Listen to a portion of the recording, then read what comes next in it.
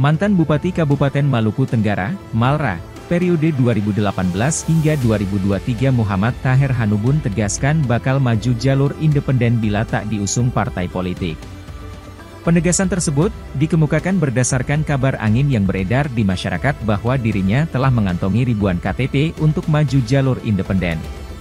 Tinggal dikonsultasikan dengan KPU lanjutnya untuk bisa menerima saya lewat jalur independen. Disinggung terkait rekomendasi beberapa partai besar yang telah dikantongi, dirinya membantah dan mengatakan itu tidak benar, kita tengah menjalankan demokrasi yang baik.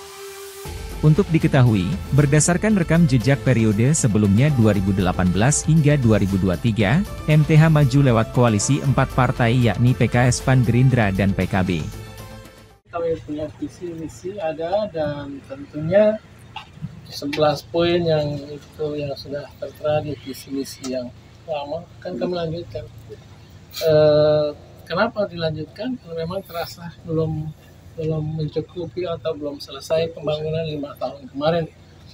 Dan pembangunan 5 tahun kemarin buat teman-teman harus tahu bahwa itu bukan 5 tahun, itu 3 tahun. Periodenya 5 tahun. Karena 2 tahun itu kita kuras tenaga dan pikiran untuk COVID.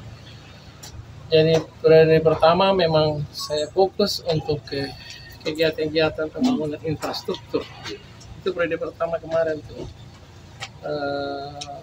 Fasilitas dasar untuk masyarakat khususnya di Kebesar. 3, 2, 1, izin Pak, 3, 2, 1, gaya bebas Pak, izin.